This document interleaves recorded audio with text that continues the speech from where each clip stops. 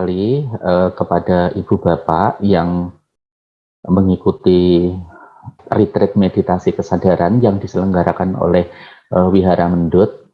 Untuk kali ini akhirnya kita mungkin setelah 2 tahun kita akhirnya menyelenggarakan kegiatan ini lagi, walaupun karena kondisi kita memulainya dengan daring terlebih dahulu. Mudah-mudahan untuk periode yang berikutnya kita dapat melakukannya secara luring di Wihara Mendut. Jadwal yang sudah kami susun kurang lebih sama dengan pelaksanaan luring, tetapi tentu saja kondisinya berbeda. Kalau di kegiatan luring kita bisa melakukan bersama-sama, mungkin bisa saling menguatkan dalam satu lokasi, cuma karena ini kita menyediakan tempat dan akomodasi lingkungan fisik sesuai dengan kondisi masing-masing, tentu nanti mungkin ada penekanan-penekanan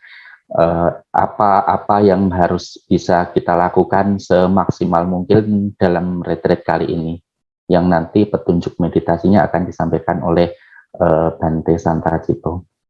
Peserta kali ini sebenarnya dibatasi untuk 30 peserta, kemudian karena direncanakan luring tetapi karena dilaksanakan daring, sehingga pelaksanaannya kali ini peserta yang waiting list pun bisa diikutkan dalam kegiatan ini. Yang kami yang mendaftar di kami itu sekitar 60 peserta, tetapi karena mungkin tidak terbayangkan gitu ya retreat online seperti apa, yang tergabung di dalam grup kurang lebih ada 30-an orang gitu. Untuk aturan yang harus kita penuhi di dalam kegiatan ini adalah yang sudah saya sampaikan di grup, ya semaksimal mungkin mengondisikan pelatihan ini sebaik mungkin gitu ya,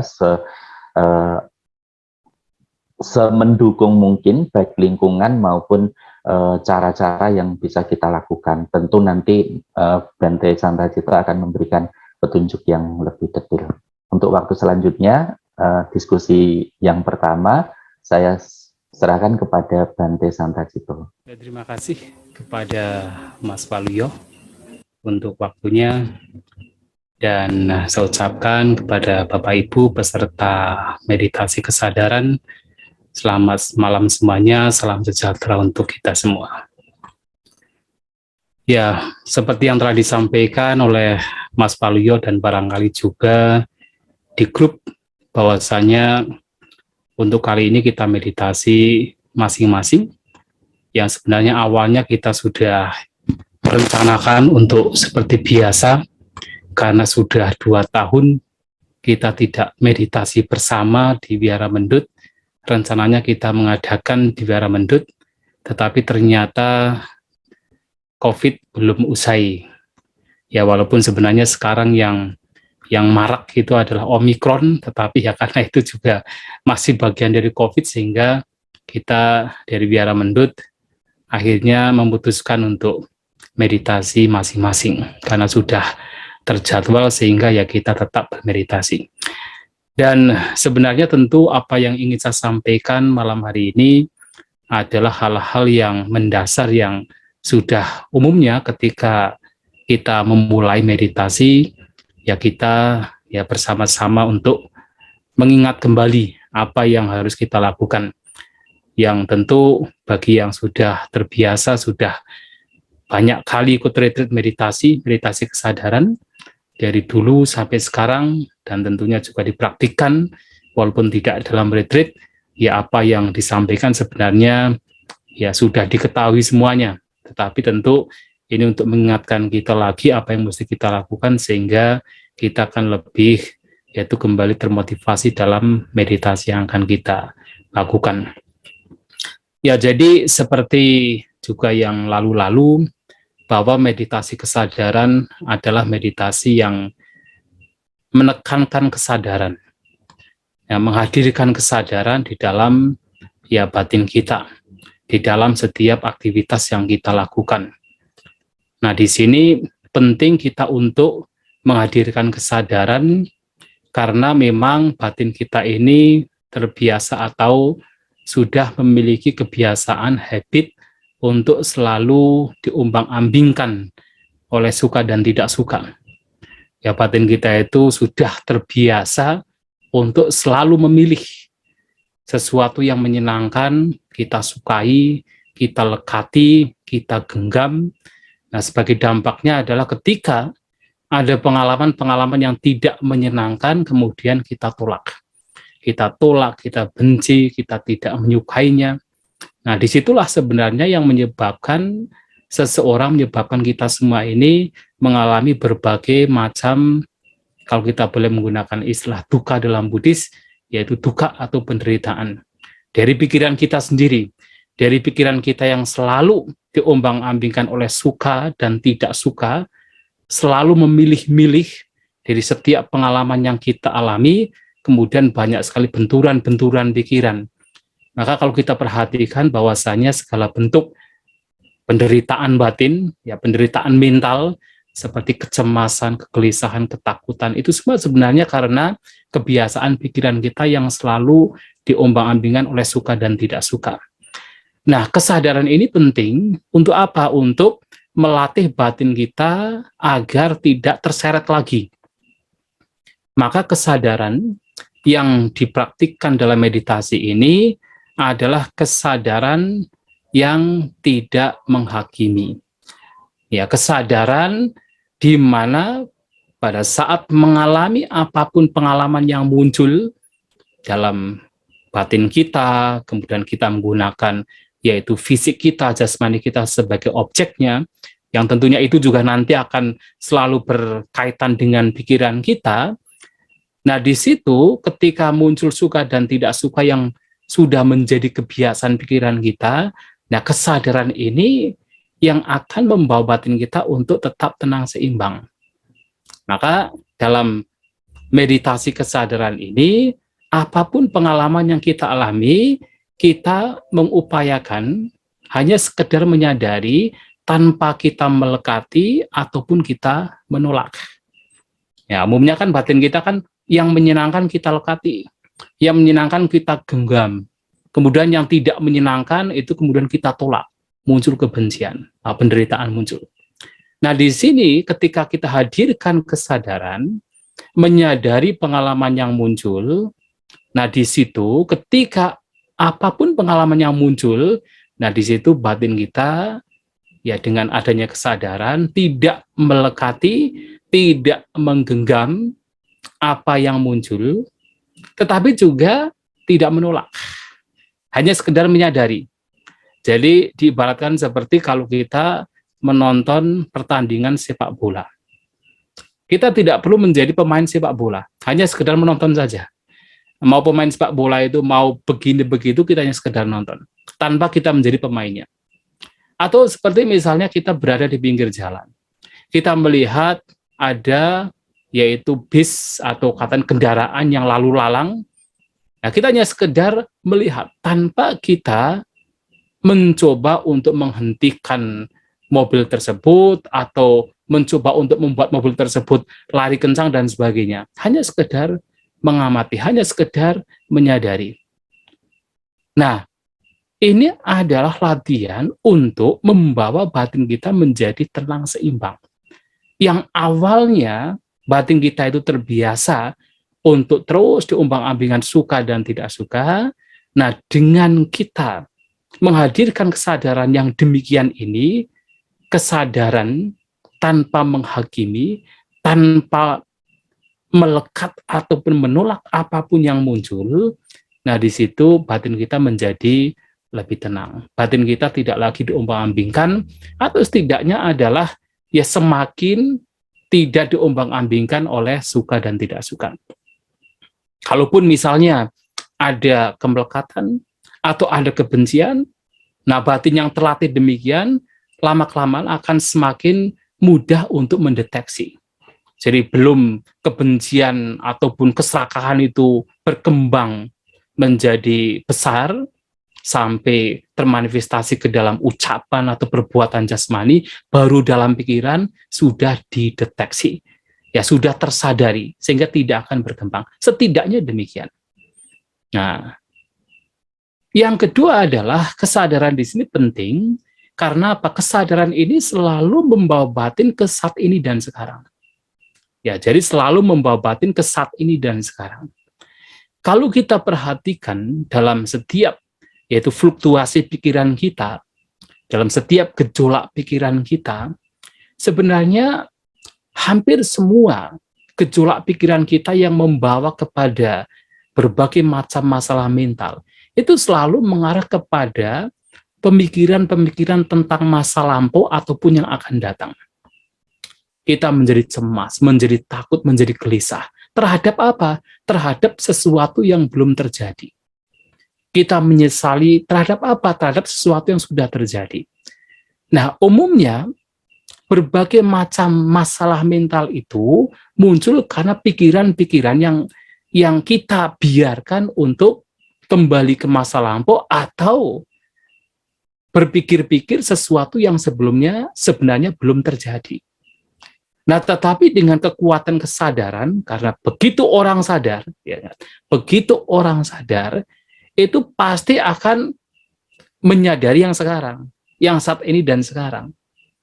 Nah, sehingga dalam meditasi ini, batin yang sadar ini akan membawa ke saat ini dan sekarang. Setidaknya dengan batin terbawa ke saat ini dan sekarang, maka masalah-masalah yang muncul ketika batin ini dibiarkan ke masa lampau ataupun yang akan datang tidak akan muncul. Tetapi masih ada masalah juga yang saat ini.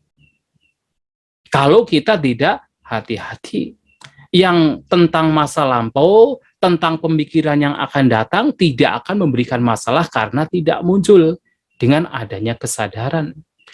Nah, sehingga sekarang yang mesti kita handle adalah ketika batin sudah sadar dengan apa yang saat ini dan sekarang, maka yang harus kita handle adalah yang saat ini dan sekarang. Nah, bagaimana kita menghandle tidak lain adalah seperti yang tadi saya sampaikan, adalah apapun yang terjadi yang kita sadari saat ini dan sekarang, jangan dilekati, tetapi juga jangan ditolak. Jangan kita diseret kembali oleh suka dan tidak suka.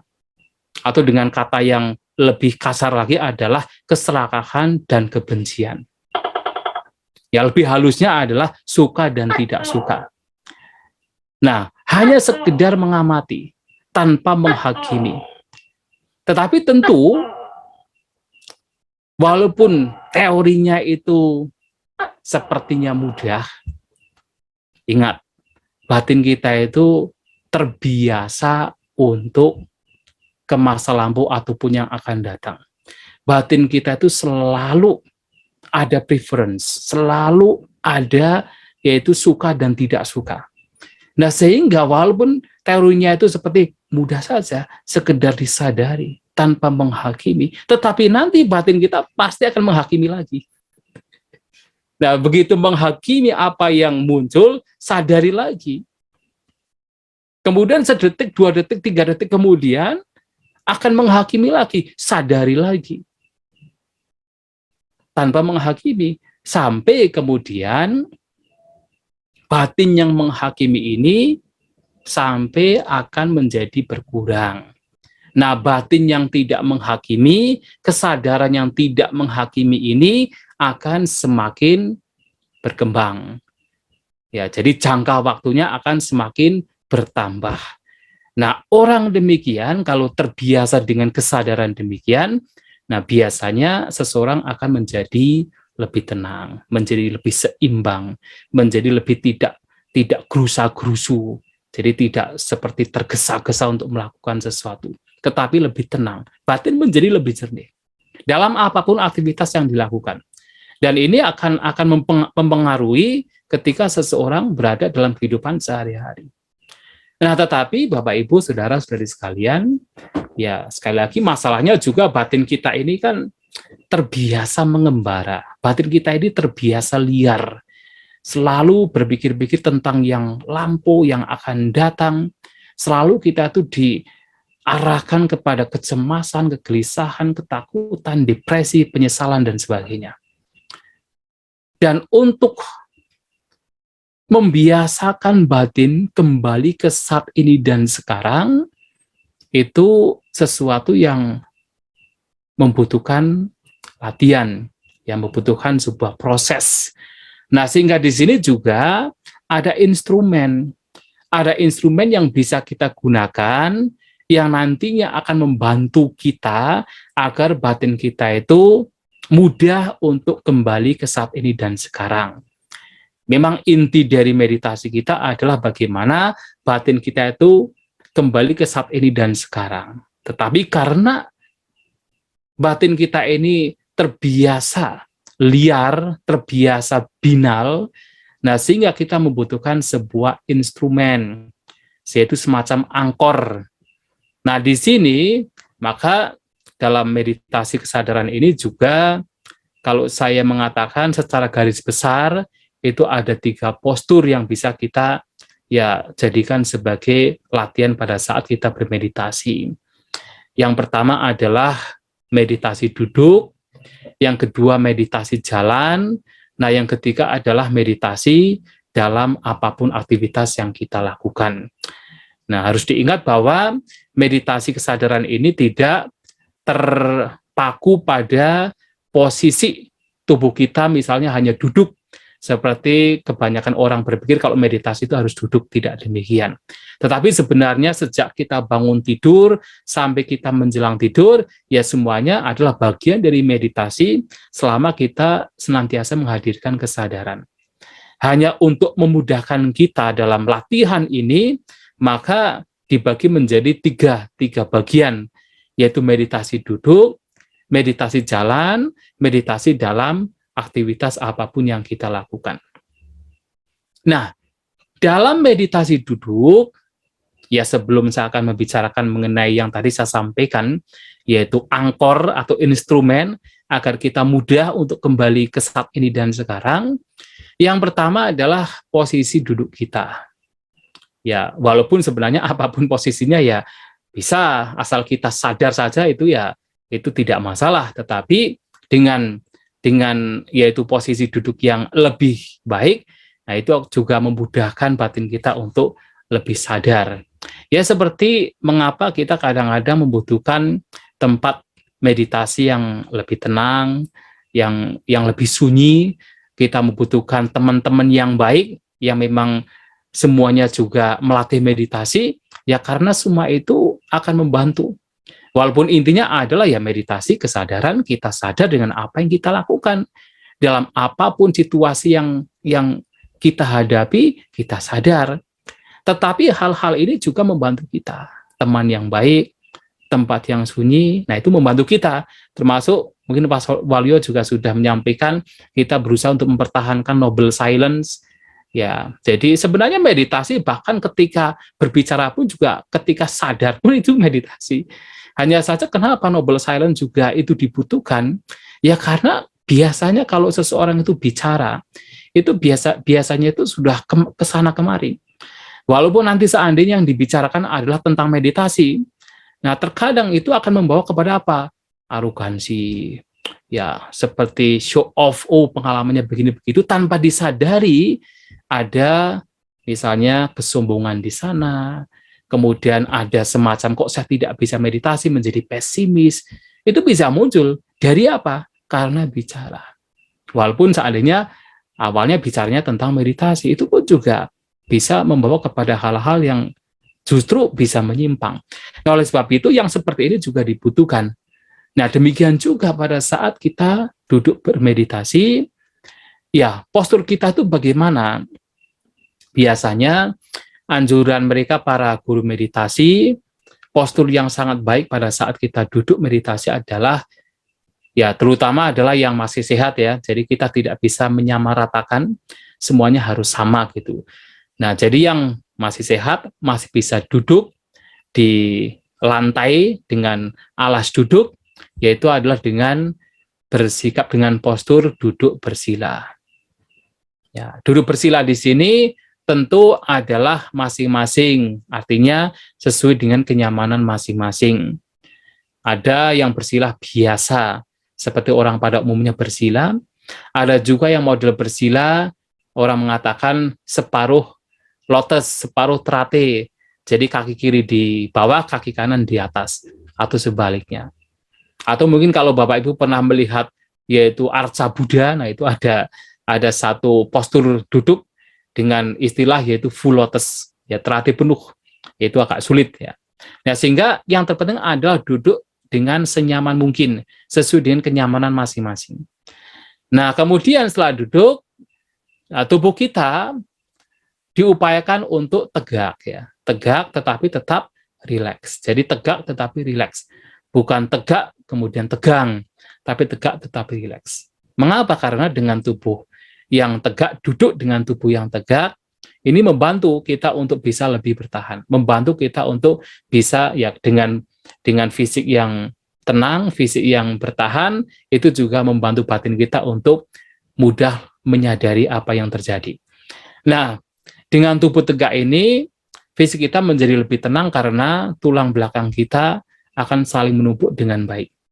Akan saling menumpuk dengan baik. Jadi, berbeda kalau kita itu miring ke depan, atau terlalu ke belakang, atau terlalu tegak, tidak rileks, atau miring ke kanan, ke kiri, nah itu membuat tulang belakang kita itu menjadi tidak tertumpuk dengan baik, memudahkan fisik mudah capek, mudah lelah. Maka harus tegak. Nah, kemudian untuk kedua tangan biasanya di atas pangkuan saling menumpuk. Atau misalnya kalau Anda mau, ya karena barangkali secara fisik memang tidak nyaman, misalnya dengan berada di atas pangkuan selain menumpuk, kemudian ditaruh di paha masing-masing, tanpa harus menggunakan kayak posisi postur yang ada di foto-foto yang kayak begini tuh gimana gitu. Enggak perlu seperti ini. Jadi biasa saja. Biasa saja, letakkan saja tangan kita itu berada di atas, yaitu di paha kita itu. Supaya rileks saja. Intinya adalah rileks. Nah, jadi tidak perlu yang menggunakan kayak tangannya dibuat seperti mudra-mudra begitu. Itu enggak perlu. Nah, kemudian untuk setelah tubuh kita duduk dengan nyaman, tegak, tangan kita juga diletakkan dengan nyaman, ya tentu mata kita juga dipejamkan. Jadi ketika meditasi duduk, lebih baik mata dipejamkan. Mengapa? Karena ingat bahwa yang nanti akan kita sadari itu berkaitan dengan 6 indera kita. Ya, jadi yang menjadi ranah perhatian, ranah kesadaran itu adalah 6 indera kita. Indera mata, telinga, hidung, lidah, jasmani, dan indera pikiran. Artinya pada saat kita mendengar dengan indera telinga misalnya, nah itu bisa muncul juga nanti. Ada fluktuasi pikiran muncul, apakah rasa senang atau tidak senang. Dan itu menjadi apa? Menjadi objek kesadaran juga. Ketika melihat, kemudian muncul senang dan tidak senang, itu juga bisa menjadi objek kesadaran. Nah, mengapa pada saat duduk bermeditasi lebih baik mata dipejamkan supaya tidak banyak objek? Supaya tidak banyak objek. Artinya kalau mata kita pejamkan kan, ya kita sekarang tinggal apa? Tinggal memperhatikan, yaitu objek yang memang baik untuk kita perhatikan. Nah, di sini setelah kita duduk dengan tenang, dengan nyaman, mata dipejamkan, rileks saja, rileks. Meditasi itu harus rileks. Meditasi itu tidak tegang. Meditasi itu adalah beristirahat. Seseorang yang batinnya tidak menghakimi terhadap tidak terseret oleh keserakahan atau kebencian, suka atau tidak suka, akan menjadi semakin rileks, semakin tenang. Dan itu juga mempengaruhi jasmani kita. Batin yang tidak melekat membawa kondisi batin dan jasmani yang rileks. Maka rileks saja. Nah, setelah rileks, tidak usah mencari objek-objek yang belum muncul. Tetapi perhatikan saja yang saat ini dan sekarang. Pada saat duduk bermeditasi, jasmani kita tenang, batin kita juga rileks. Apa yang paling kasar yang teramati di situ? Tidak lain adalah jasmani. Di antara jasmani yang paling kasar, yang teramati di situ paling kasar tidak lain adalah nafas. Nafas.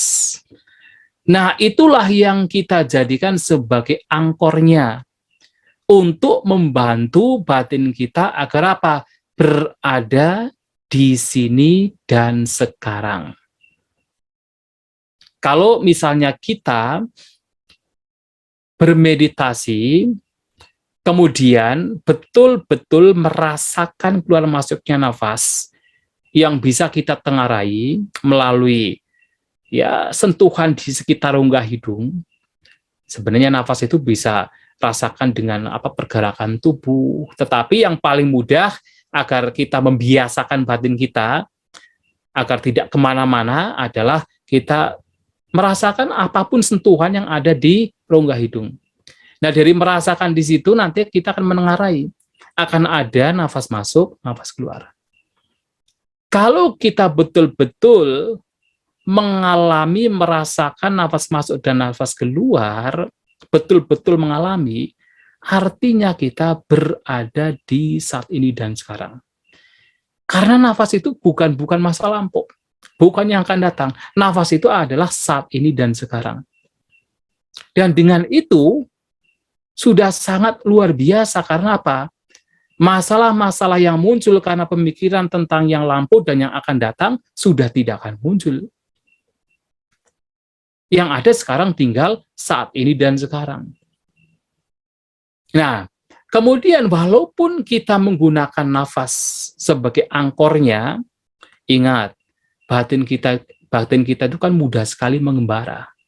Batin kita itu kan mudah sekali untuk berpikir tentang masa lampau dan yang akan datang. Kita tidak bisa kemudian langsung bisa ya sampai puluhan menit, setengah jam, 1 jam, betul-betul hanya berada bersama dengan nafas. Tidak. Tapi batin kita baru sebentar sudah mengembara. Baru sebentar sudah ada rasa bosan, rasa tidak suka, berbagai macam pikiran muncul. Nah, itu disadari. Ketika itu muncul secara dominan, itu disadari. Tanpa apa? Tanpa melekat ataupun menolak. Tapi kalau itu muncul secara dominan. Tetapi kalau tidak dominan, tidak usah dicari-cari. Sudahlah, kembali kepada sentuhan keluar masuknya nafas. Selama sentuhan keluar masuknya nafas ini masih dominan, masih dirasakan, artinya kita sudah membawa batin kita ke saat ini dan sekarang. Artinya kita sedang menyadari apa yang saat ini dan sekarang. Nah, kalau nanti ada pikiran yang dominan, batin sudah mengembara jauh. Sadari, batin mengembara. Sekedar sadari saja. Dan kalau batin betul-betul sudah tenang, sudah betul-betul sadar dengan apa yang sedang terjadi, biasanya nafas itu akan kembali terasa. Karena sudah alami sekali, begitu kita berada di saat ini dan sekarang, maka nafas itulah yang akan kita rasakan. Apalagi kalau memang kita sudah membiasakan batin kita untuk selalu kembali kepada nafas. Maka nanti yang paling dominan adalah nafas. Dan ini menjadi senjata yang sangat luar biasa agar batin kembali, senantiasa kembali ke saat ini dan sekarang. Nah, itu yang mesti kita lakukan. Tetapi yang harus kita perhatikan pula dalam kita menggunakan nafas, kita menggunakan nafas sebagai instrumen agar berada di saat ini dan sekarang juga dengan tidak, nah ini sama seperti mengalami yang lain, seperti menyadari yang lain, dengan tidak menggenggam, tetapi juga tidak menolak. Artinya, menggunakan nafas agar batin berada di saat ini dan sekarang, tetapi tidak menggenggam nafas. Tidak kemudian mencoba untuk mengatur nafas. Di sini bukan melatih nafas. Nafas dari sejak lahir kita sudah terbiasa, sudah ada nafas, jadi tidak perlu dilatih lagi. Itu sudah muncul secara alami. Nah, kita tidak usah mengatur nafas. Jadi seperti halnya menyadari yang lain, seperti kita melihat, berada di pinggir jalan, melihat kendaraan yang lalu lalang, tanpa kita berusaha untuk menyetop dan sebagainya, hanya sekedar menyadari. Demikian pula pada saat kita menyadari keluar masukkan nafas melalui mengalami, merasakan sentuhan, di situ juga sekedar menyadari tanpa kemudian kita menggenggam, tanpa kita kemudian melekat. Kita menggunakan nafas sebagai instrumen tanpa kita kemudian mencengkram nafas. Jadi ada sebuah perumpamaan yang itu terdapat di dalam, kalau di Buddhis itu ada istilah sutta, khotbah ya. Itu perumpamaannya begini. Seperti seseorang yang memegang seekor burung puyuh. Jadi kalau seseorang memegang seekor burung puyuh, nah dia harus tahu seberapa kekuatan cara memegangnya. Kalau dia terlalu mencengkram burung puyuh tersebut, ya burung puyuh tersebut akan terluka ataupun bahkan bisa mati kalau dicengkram dengan kuat. Tetapi kalau kemudian seseorang melepaskan genggamannya atau ya teledor, lengah, kemudian malahan pegangannya itu terlalu kendor, maka burung puyuh tersebut akan terbang. Demikian pula ternyata pada saat kita menggunakan objek tertentu yang dalam hal ini adalah nafas sebagai instrumennya, sebagai objeknya, juga persis sama seperti seseorang memegang seekor burung puyuh. Memperhatikan nafas, menyadari nafas tanpa kita mencengkram nafas itu. Tanpa kita mengatur nafas itu. Biarkan nafas keluar masuk sebagaimana adanya. Nah, tetapi di saat yang sama juga tidak kemudian kita membiarkan batin kita lengah, membiarkan batin kita teledor, sehingga apa? Sehingga kita melupakan nafas. Karena ingat, nafas ini adalah instrumen yang membawa kita kembali ke saat ini dan sekarang. Maka kita pun juga berupaya untuk tidak teledor, berupaya untuk tidak lengah. Jadi betul-betul menggunakan nafas, merasakan nafas, mengetahui keberadaan nafas, mengamati nafas, tetapi juga di saat yang sama tidak mencengkramnya. Nah, sampai di sini barang mudah-mudahan bisa dipahami. Nah, ini adalah pada saat kita yaitu bermeditasi duduk. Ya, jadi angkornya, objeknya supaya kita itu mudah untuk kembali ke saat ini dan sekarang adalah keluar masuknya nafas. Kita rasakan di sekitar rongga hidung. Ya, kita rasakan ya. Jadi tidak hanya sekedar mengamati, tapi kita merasakan. Nah, kemudian yang kedua, postur yang kedua adalah meditasi jalan. Nah, dalam meditasi jalan ini, ya Anda berjalan dengan normal saja, berjalan dengan biasa saja. Nah, tetapi seperti halnya meditasi duduk, ya dalam meditasi jalan juga kita membutuhkan angkor. Angkor agar batin kita juga mudah untuk kembali ke saat ini dan sekarang. Nah, tentu meditasi jalan ini, dalam meditasi jalan yang paling kasar tidak lain adalah ya langkah kaki kita. Maka angkornya adalah menyadari langkah kaki kita. Ya, kanan, kiri, kanan, kiri, kanan, kiri. Ada praktik yang menggunakan mencatat. Tetapi sebenarnya kalau Bapak Ibu hanya sekedar tahu saja, sekedar sadar saja dengan langkah kakinya, karena sebenarnya pada saat kita betul-betul sadar, Dengan langkah kaki kita, ya dalam batin kita ada pengetahuan bahwa ini adalah langkah kaki kiri, ini langkah kaki kanan. Karena kita sudah bisa mendengar perbedaannya ketika kita melangkah. Ketika kaki kanan melangkah berbeda rasanya, berbeda pengalamannya ketika melangkahkan kaki kiri. Nah, sebenarnya pengetahuan demikian tanpa harus dicatat-catat juga sudah cukup. Jadi sekedar mengetahui keberadaan langkah kaki yang sedang melangkah kanan dan kiri. Nah, itu yang kita jadikan sebagai angkor. Agar apa? Ketika kita betul-betul kembali kepada yaitu penyadaran terhadap langkah kaki kanan dan kiri, kita sudah berada di saat ini dan sekarang.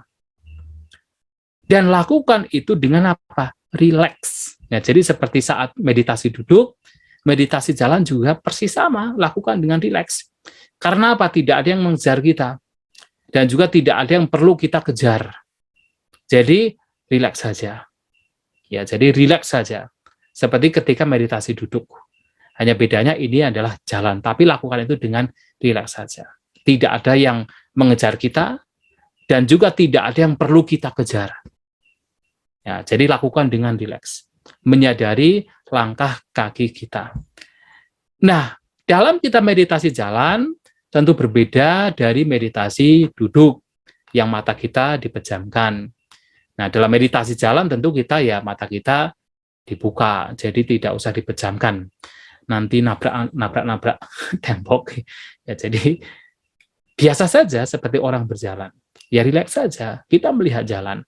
Tetapi dalam melihat jalan, kita juga menyadari langkah kaki kita. Nah, juga dalam meditasi jalan ini juga nanti akan ada tentu banyak objek sebenarnya yang terdeteksi oleh batin kita. Karena mata kita terbuka, maka tentu kita melihat jalan. Orang lewat pun juga kita akan melihat ada orang lewat. Karena telinga kita juga masih berfungsi, kadang-kadang suara juga akan terdengar. Apa suara tetangga, suara burung, mungkin kalau di pinggir jalan suara mobil masih terdengar. Objek akan banyak sekali. Tetapi selama objek-objek ini atau pengalaman-pengalaman ini tidak dominan, tidak usah kemudian kita menjadi kepo. Kepo artinya ini apa ya? Ini suara apa ya? Ini siapa yang sedang berjalannya? Tidak usah. Kita tetap apa? Tetap sadar dengan langkah kaki kita. Selama langkah kaki kita itu masih dominan, kita masih menyadari, itu sudah cukup. Lakukan dengan rileks, menyadari langkah kaki kita. Ada objek-objek lain, tidak usah kepo mencari-cari. Kita sudah sadar, ada orang lewat. Tidak usah kemudian kita kepo, kemudian siapa yang sedang berjalan. Siapa yang sedang bersuara. Tidak usah. Jadi tetap kembali kepada langkah kaki kita. Ini adalah latihan. Mungkin kepo, jadi pikiran kepo ini akan muncul, tetapi kita sadari. Nggak ada gunanya. Kita sadari, kemudian kita kembali kepada langkah kaki kita. Nah, kalau kemudian misalnya ternyata kok ada pengalaman yang begitu dominan sekali pada saat meditasi jalan. Nah, seperti pada saat meditasi duduk yang kemudian kita sadari, demikian pula pada saat meditasi jalan ketika ada pengalaman yang dominan sekali, yang lebih dominan dari langkah kaki kita pun juga bisa menyadarinya. Misalnya apa? Pada saat meditasi jalan kok terus muncul rasa bosan. Rasa bosan muncul terus. Sudahlah, kita bisa berdiri sejenak, kita pejamkan mata, kemudian kita sekedar menyadari tubuh kita. Nah, dalam rasa bosan itu nanti juga akan ada pengalaman yang berkaitan dengan tubuh. Oh, ternyata ketika bosan kok tubuh tegang. Tubuh rasa tidak nyaman, barangkali di dada akan ada semacam perasaan bergolak. Kita sadari saja, sadari itu dengan rileks, tanpa kita mencoba untuk melekati, dan tentu tidak akan melekati karena itu rasa bosan, tapi juga tidak menolak. Jadi hanya sekedar merasakan, menyadari dan merasakan. Nah, nanti itu kekuatannya akan melemah dan akhirnya hilang. Nah, kalau sudah hilang, ya sudah, kita lanjutkan meditasi jalan lagi. Kalau memang itu kita memang masih meditasi jalan. Atau kita melanjutkan dengan meditasi duduk atau aktivitas lainnya. Nah, itu adalah meditasi jalan. Semoga ini bisa dipahami juga. Kemudian, yang ketiga adalah meditasi dalam aktivitas sehari-hari. Tentu ini yang paling banyak. Apalagi dalam kehidupan sehari-hari yang tidak dalam kondisi retreat, situasi retreat, biasanya ini yang paling banyak.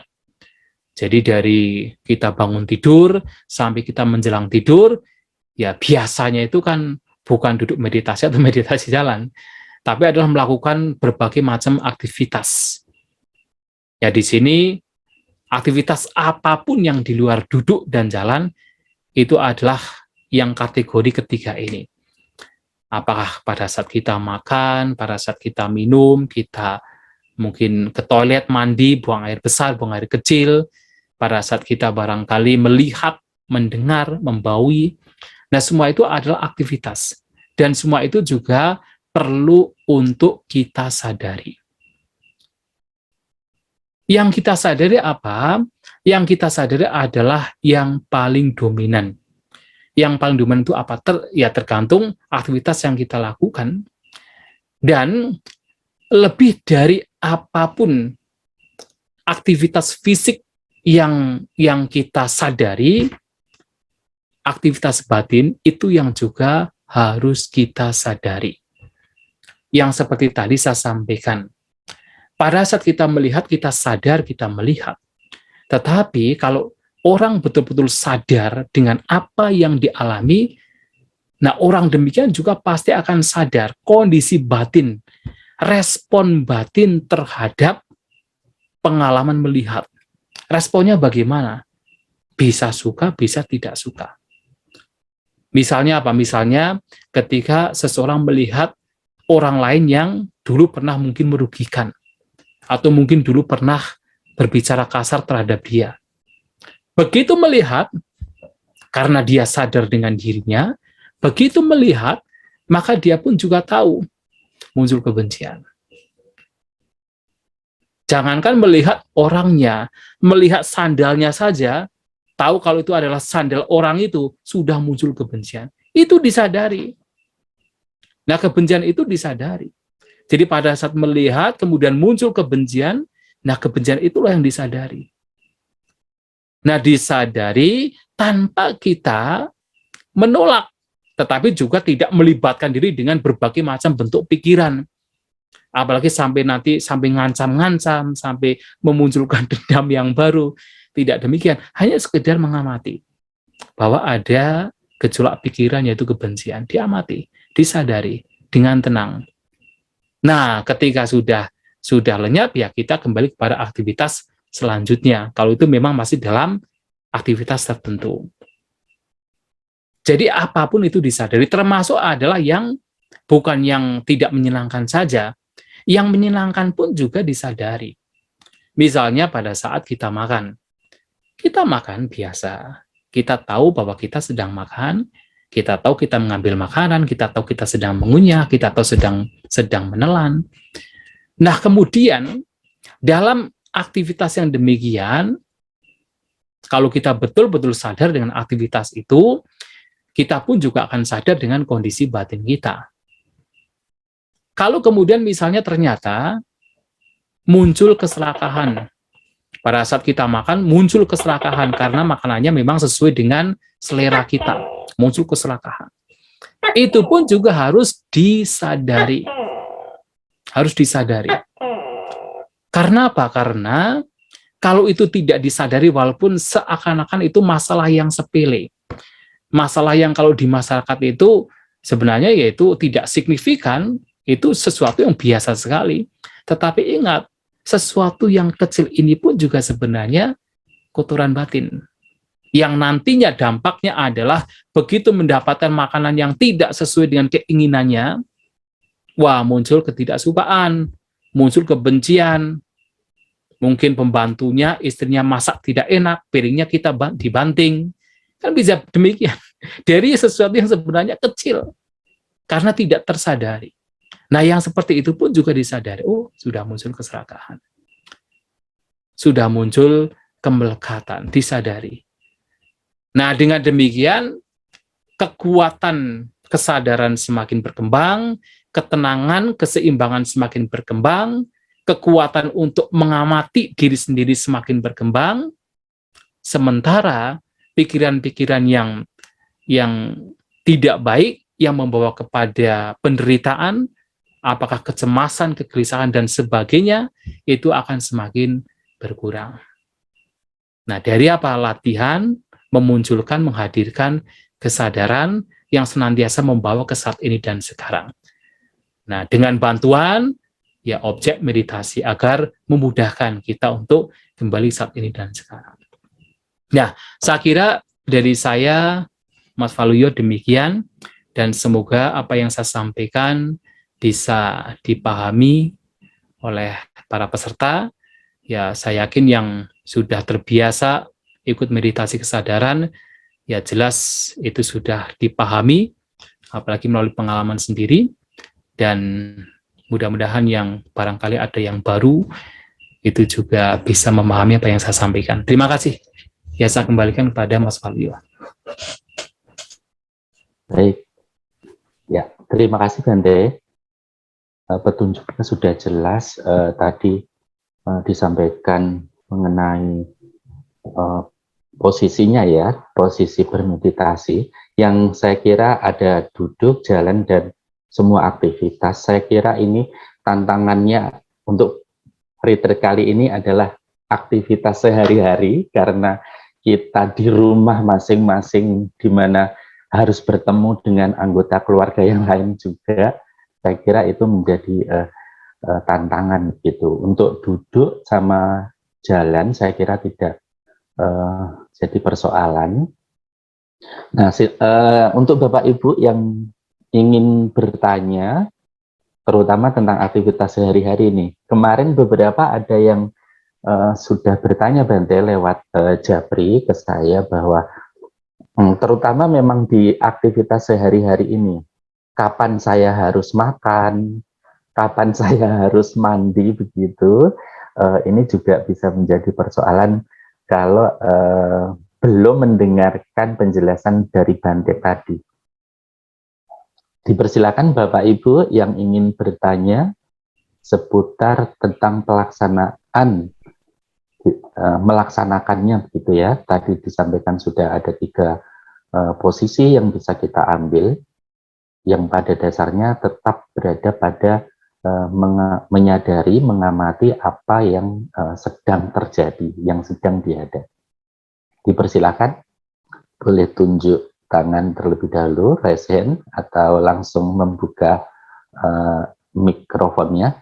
Dipersilakan. Selamat malam Bante. Ya, silakan Yes, Bapak Indra Wijaya Bante. Silakan Pak. Saya ingin bertanya, untuk meditasi duduk itu berapa lama? Kalau tadi saya mendengar seolah-olah sepanjang hari itu kita bermeditasi ya, karena duduk kita bermeditasi dan pasti kita ada berjalan juga dan juga melakukan pekerjaan. Jadi saya melihat itu kelihatannya tidak ada waktu ya, seluruh hari atau bagaimana Bante? Makasih. Iya, memang untuk meditasi apalagi dalam sebuah retreat, seperti yang tadi juga saya sampaikan, itu adalah seharusnya, dan itu memang kita upayakan, bahwa sejak kita bangun tidur sampai kita menjelang tidur, itu adalah meditasi. Dalam apapun aktivitas yang kita lakukan, semuanya adalah bagian dari meditasi. Yang di situ kuncinya adalah kita sadar terhadap apa yang kita lakukan. Nah, kemudian berkaitan dengan berapa lama kita harus duduk meditasi, berapa lama kita harus jalan meditasi.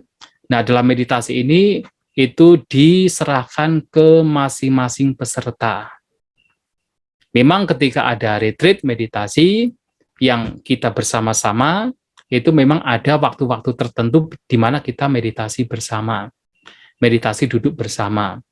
Misalnya 1 jam di pagi hari, 1 jam di siang hari, 1 jam di malam hari untuk meditasi duduk bersama. Nah, sementara itu untuk waktu lainnya, jadi sisa waktunya itu diserahkan ke masing-masing. Ya, jadi mau meditasi duduk berapa lama, mau meditasi jalan berapa lama, itu diserahkan masing-masing. Karena apa? Karena kecenderungan masing-masing peserta itu bisa berbeda-beda. Ada beberapa orang yang justru menjadi mudah lebih sadar ketika meditasi jalan, banyak meditasi jalan. Ada pula beberapa orang yang lebih bisa menghadirkan kesadaran dengan meditasi duduk. Dan kita tidak bisa memaksa dalam meditasi yang ini, memaksa setiap peserta harus, yaitu kamu harus meditasi, misalnya jalan 1 jam, duduk 1 jam, jalan, dan seperti itu tidak. Tetapi diserahkan ke masing-masing. Hanya saja untuk kedisiplinan, biasanya ada juga meditasi duduk bersama. Ketika ada retreat meditasi yang memang dilakukan di tempat yang sama. Kemudian ketika misalnya sebelum kita tidur, sebelum kita beristirahat, kita mengakhiri dengan meditasi bersama. Supaya apa? Supaya ya tidak ada orang yang menyelinap kemudian tidur di tempat masing-masing gitu kan. Ya, supaya begitu, supaya ada konsistensi. Karena meditasi yang begitu singkat sebenarnya. Nah, itu kalau meditasi bersama. Tapi untuk yang ini, karena ini adalah meditasi masing-masing, ya sesuaikan dengan jadwal yang ada yang sudah diberikan. Nah, cobalah untuk konsisten dengan jadwal tersebut. Apalagi walaupun sebenarnya itu masing-masing di rumah masing-masing, yang kendalanya tentu jauh lebih besar ketimbang kalau kita meditasi di tempat meditasi yang khusus bersama-sama, tetapi ini waktu yang sangat singkat. Jadi fullnya besok. Dan kemudian hari Minggu kan hanya sampai jam 11. Jadi waktu yang sangat singkat ini saya pikir ya tidak banyak menyita waktu pekerjaan. Artinya cobalah waktu yang singkat seperti ini walaupun di rumah masing-masing tetap konsisten dengan jadwal. Ya, di jadwalnya kan sebenarnya simpel sekali. Artinya hanya jam sekian sampai jam sekian meditasi. Nah, jadi Anda sekalian bisa menyesuaikan dengan ya preference masing-masing. Apakah mau banyak meditasi jalan atau meditasi duduk? Silakan, tidak masalah. Kemudian untuk aktivitas seperti makan, ya itu dipersilakan untuk kebiasaannya jam berapa. Karena di sini kan bukan di tempat meditasi bersama, yang memang ada waktu jam makan yang kita kalau mau makan ya kita harus bersama-sama dengan teman-teman. Tapi karena ini adalah masing-masing di rumah, tentunya kan jamnya akan berbeda-beda, bisa berbeda-beda. Sehingga silakan untuk yaitu makan jam berapa dipersilahkan. Kemudian untuk waktu mandi juga dipersilahkan untuk jam berapa. Hanya saja tentu untuk ya tidak berbenturan dengan waktu di mana ada pemaparan meditasi seperti ini. Ya, ini yang memang kita membutuhkan untuk bersama-sama karena Zoom-nya kan hanya satu. Jadi memang harus bersama-sama. Sementara yang lainnya itu bisa dilakukan masing-masing. Menyesuaikan dengan kebiasaan di rumah masing-masing. Saya kira demikian ya, Mas Valuyo juga. Ya. Demikian saya kira. Ya, Oke, terima kasih Bante. Ya, baik. Ya, jadwal yang diberikan di sini tidak ada polisinya adalah diri kita sendiri. Jadwal yang ada memang sebagai panduan untuk latihan disiplin kita begitu. Untuk aktivitas yang lain-lain selama itu dilakukan dengan penuh kesadaran tadi, itulah meditasi. Intinya seperti itu ya Pak Indra. Betul. Kemudian ada pertanyaan nih Bante di direct message. Bila saat meditasi duduk kesemutan, itu harus bagaimana? Apakah boleh bergerak? Iya, jadi ini kan meditasi kesadaran, sehingga ketika ada rasa kesemutan, cobalah untuk menyadari terlebih dahulu. Apa yang kita sadari tergantung mana yang paling dominan. Pada saat kesemutan, awal-awal kesemutan biasanya yang paling dominan adalah fisik kita. Ya, jadi disadari rasa kesemutan tersebut. Kemudian, setelah beberapa lama, biasanya ada kebencian yang muncul, ketidaksukaan yang muncul, batin yang bergolak. Itu juga cobalah untuk disadari. Cobalah untuk melatih ketenangan, keseimbangan. Sulit sekali, tetapi kalau itu dilatih, kondisi yang betul-betul tidak menyenangkan, tetapi batin kita dilatih untuk tetap tenang, seimbang, hanya sekedar menyadari, nanti ketika ada kondisi lain yang tidak signifikan, yang mungkin bagi orang lain itu sesuatu yang besar, nah orang demikian yang terlatih, itu akan lebih tenang, lebih seimbang. Sehingga ketika ada kesemutan, cobalah disadari, apakah menyadari rasa kesemutannya, atau menyadari gejolak pikirannya. Itu masing-masing. Karena batin kita itu sebenarnya sangat hebat. Sangat hebatnya adalah batin kita itu begitu lincah, bisa menyadari dalam 1 detik menyadari fisik, dalam detik kemudian menyadari batin, yaitu gejolak pikiran. Silakan saja. Nah, kemudian setelah ada upaya demikian, kok ternyata tidak kuat, tidak apa-apa. Bisa mengubah posisi duduk. Bahkan juga bisa mengubah posisi meditasi dari duduk, misalnya berjalan. Tidak masalah. Hanya tetap lakukan itu dengan penuh kesadaran. Termasuk ketidaksukaan terhadap rasa sakit tersebut juga disadari. Ketika kemudian sudah mengubah posisi duduk, kemudian merasakan nyaman, merasakan rileks, merasakan tenang, itu pun juga hendaknya disadari. Nah, jadi di sini diperbolehkan untuk mengubah posisi duduk ketika ada rasa kesemutan. Tetapi sebelum kita mengubah posisi duduk, cobalah rasa kesemutan itu pun juga disadari. Cobalah fluktuasi pikiran, gejolak pikiran itu pun juga disadari. Mengapa ini? Karena ini adalah latihan juga. Karena kita itu sekali lagi sudah terbiasa dengan kebiasaan untuk melekat dengan yang kita senangi, menolak dengan apa yang kita benci. Nah, sehingga biasanya seseorang ini terbiasa dengan apa? Ketika ada rasa tidak nyaman, ditutupilah dengan kesenangan indera. Ketika ada rasa bosan, ditutupi dengan mencari kesenangan indera. Pergi ke mall, pergi ke restoran, dan sebagainya. Atau ketika ada rasa kesemutan, biasanya kita tanpa disadari langsung mengubah posisi tubuh kita. Memang itu simpel sekali, sederhana sekali, tetapi itu pun juga adalah sebenarnya adalah kotoran batin yang halus. Yang halus yang kalau itu terus dilakukan menjadi kebiasaan, sehingga ini pun juga menjadi sesuatu yang besar. Makanya ini pun juga disadari. Nah, tetapi kalau tidak kuat, dipersilahkan untuk mengubah posisi duduk. Tidak ada seperti paksaan. Oh, kamu harus duduk, pokoknya kalau ada rasa sakit, pokoknya disadari saja sampai rasa sakit itu hilang. Tidak demikian. Karena selama kita punya fisik, sakit akan terus muncul dan muncul terus. Walaupun sudah hilang, nanti akan muncul lagi. Ya, begitu ya. Jadi, nggak masalah. Ya. Berarti tidak apa-apa ya, Bante, mengubah posisi. Tidak apalagi kalau kesemutan gitu ya.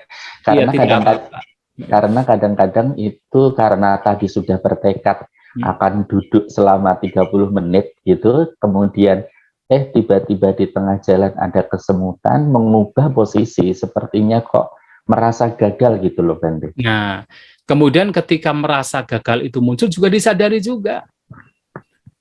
Ketika seseorang bertekad untuk meditasi, itu pun juga ada tekad, tetapi jangan dilekati. Ingat, jangan dilekati. Tekad untuk memunculkan semangat, baik. Seperti sekarang ada retreat meditasi, punya tekad, 3 hari ini saya akan berlatih. Tetapi juga di saat yang sama juga, jangan kemudian sampai memunculkan sebuah kemelekatan. Ya memang itu seperti sesuatu yang sulit, tapi sebenarnya bisa. Punya tekad tanpa melekati tekad. Sehingga ketika nanti ternyata di dalam meditasi kok ternyata karena mungkin fisiknya sudah capek sekali, mungkin posisi duduk juga sudah tidak betul, kemudian muncul di tengah jalan muncul sakit dan tidak bisa bertahan. Nah, kalau kemudian kita melekat dengan tekad yang kita lakukan, lagi-lagi penderitaan muncul. Maka itu pun juga tekad harus disadari, ketika kemudian ada rasa sakit juga disadari, ada gejolak pikiran juga disadari, kalau seandainya kok masih ada perasaan seperti merasa gagal, itu pun juga disadari. Toh, ketika kita menyadari perasaan gagal, artinya kita juga masih dalam kesadaran. Kita masih dalam latihan. Dan itu adalah baik. Ya, saya kira demikian ya. Ya, baik. Terima kasih Bante. Ya. Bapak Ibu dipersilakan yang ingin bertanya kembali. Sudah tidak ada sepertinya Bante. Tidak ada. Ya, sudah cukup jelas untuk petunjuk meditasi kali ini. Jadi nanti kita bisa meneruskan kembali latihan kita dalam aktivitas apapun yang kita lakukan. Kemarin juga ada pertanyaan tidurnya jam berapa begitu. Nah, ini juga kembali ke penjelasan Bante tadi. Jika terbiasa dengan tidur jam berapapun gitu ya, dipersilahkan di waktu meditasi di mendut sekalipun, walaupun jam 8 sudah berakhir atau jam setengah 9 sudah berakhir, jika ingin melanjutkan meditasi dipersilahkan sesuai dengan kebiasaan masing-masing begitu. Tidak ada lagi? Cukup? Cukup. Sepertinya ada chat. Oh, tidak ada. Cukup Bante, saya kira petunjuk meditasi malam hari ini. Demikian Ibu Bapak, diskusi yang pertama. Untuk diskusi yang kedua, besok pagi pukul 6 pagi sampai dengan pukul 7 kurang lebih. Diharapkan juga untuk bangun, kalau di mendut akan diberi bel bangun pagi jam 4 begitu, tapi ini lagi-lagi silakan diatur sendiri, pasang alarm masing-masing di rumah masing-masing. Jika menunggu waktu pukul 6 masih ada waktu untuk sit meditasi duduk, dipersilakan, atau meditasi jalan di tempat masing-masing. Demikian Bapak Ibu, terima kasih atas perhatiannya. Selamat malam. Ini langsung live saja ya? Ya, dipersilakan meninggalkan ruang Zoom. Terima kasih Bante. Selamat malam. Terima kasih.